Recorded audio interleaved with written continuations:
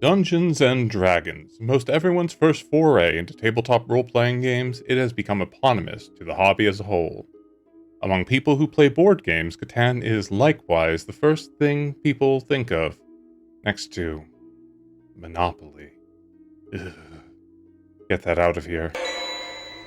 Much better. Both are titans in their respective fields, and both hobbies are worse for that fact. Dungeons and Dragons has undergone various facelifts over its lifespan, but for a tabletop role-playing game, its core system has remained, well, bad. Before you draw your Vorpal sword, let me explain. From its conception, Dungeons & Dragons has first and foremost been a game about dudes on a map whacking each other with sticks, and everything else second. Likewise, Catan is a board game that is first and foremost about route building, or is it negotiation, or maybe set collection? Let me step back briefly. Catan is a game where, famously, you get wood for sheep. But also it's a game about building settlements or routes, collecting resources, and trading those resources to build more things. That is a fine base for a game, and then they start polluting it with set collection, auctioning in the expansion, and especially negotiation. Negotiation is a funny thing in board games. You can say pretty much any game uses negotiation. But in Catan, it is an anemically implemented aspect that is, nevertheless, one of the essential things people will often talk about when discussing the game. It is the same thing for role-playing or socializing during Dungeons & Dragons. So many say that they love the roleplay of Dungeons & Dragons, but D&D is kinda terrible for role-playing. The most prominent reason is the lack of mechanical nuance present in the system. In Dungeons & Dragons, if you're interacting with a character diplomatically, and we'll say this is 5th edition, the current edition at the time of filming, then chances are you're rolling either persuasion or intimidation. It asks the player to offload all the nuances of the role into flavor, which means your paladin is mechanically just as skilled at a fast-talking con man form of persuasion as they are using religious dogma to persuade a person. You can contrast this with a system that cares about nuance in social situations. Burning Wheel, which mechanically reinforces the method of convincing through a myriad of skills such as extortion, falsehood, haggling, interrogation, intimidation, oratory, persuasion, religious diatribe, seduction, soothing platitudes, dissuasion, and ugly truths. It also has an entire social combat system, but that's a topic for another video. In this case, if your goal is really to persuade, then there is that option for the character. However, now there are a myriad of additional options to grant the ability to roleplay a character with distinct social strengths and deficiencies.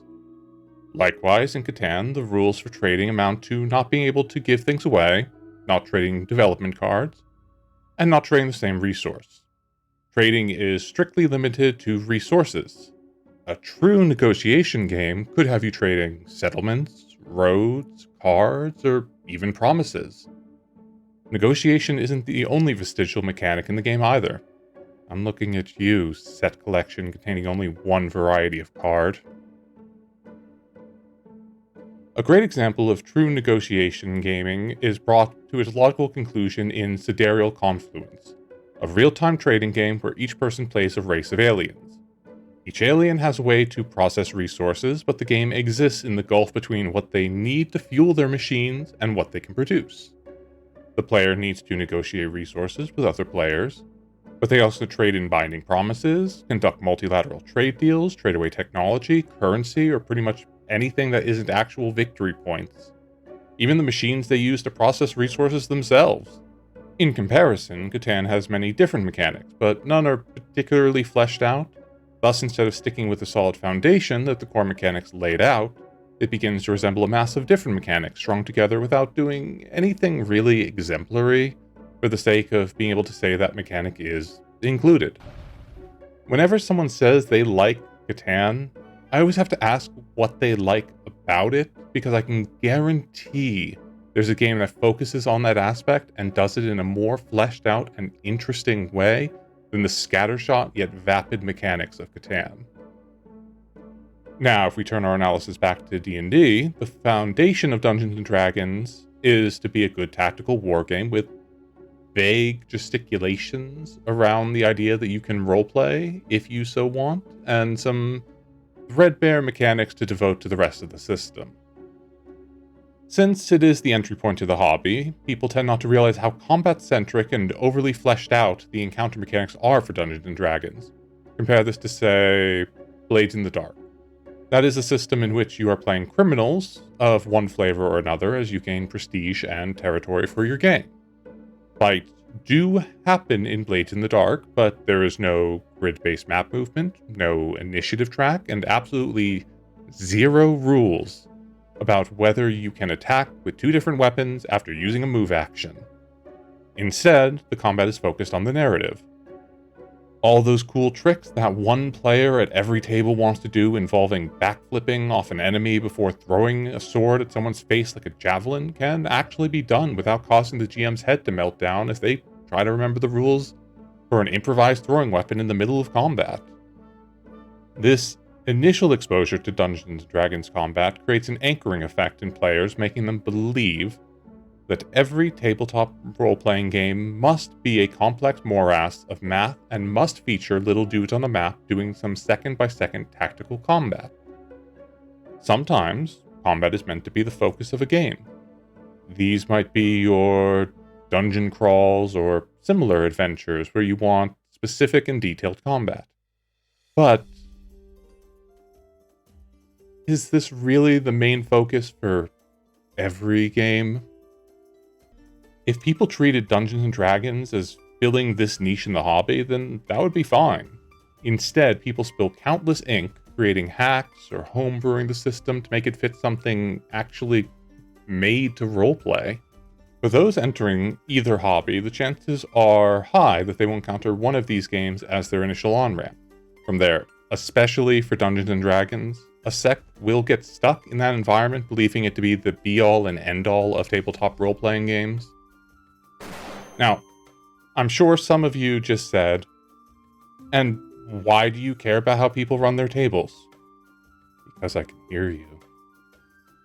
I care because all the oxygen gets sucked out of the room, relegating more specialized tabletop games to relative obscurity behind these lumbering behemoths. Both of these games have a propensity to lock people into their ecosystem and make them unwilling to try other games or systems. Instead of exploring other systems, people prefer to instead break Dungeons & Dragons' legs to make it fit into spaces it was never meant to be in. This locking in effect is compounded by the relative complexity of learning Dungeons & Dragons compared to other systems. People get intimidated by all the details that go into making a character, especially spellcasters, and they're expected to learn a wargame's rules that I would not envy any person who tries to teach the equivalent game at a board game night. So for new players who just went through the work of learning this ponderous system, the natural conclusion is that every system is going to be this level of complexity to learn, making them shy away from exploring other games. Compare the spreadsheet effect of a Dungeons & Dragons character sheet with something like City of Mist. In City of Mist, you are a character who bears the mantle of a mythological being, so your character sheet is divided between your facets of life, such as responsibilities, loved ones, your job, that ground you in being a human. And on the other side are the facets of supernatural power that draw you into the mysteries surrounding your mythology. The entire character creation process is done by answering a series of questions about your character and their powers with pithy little phrases. There's no numbers involved at all, and instead the process rewards creative thinking and immediately puts to the forefront the aspects of a character's life instead of the quantified value for how good they are at swinging a stick. There's a core friction in the interaction of systems within Dungeons & Dragons that makes attempts to flesh it out rapidly bloat the system. Given the rigidly defined combat rules, it's really important that every character is viable in combat, because it's rude to be bad at combat in Dungeons & Dragons. This necessitates that classes cater towards combat talents, and things not used in combat are therefore perceived as intentionally gimping one's character during the type of gameplay most likely to kill off a substandardly built character.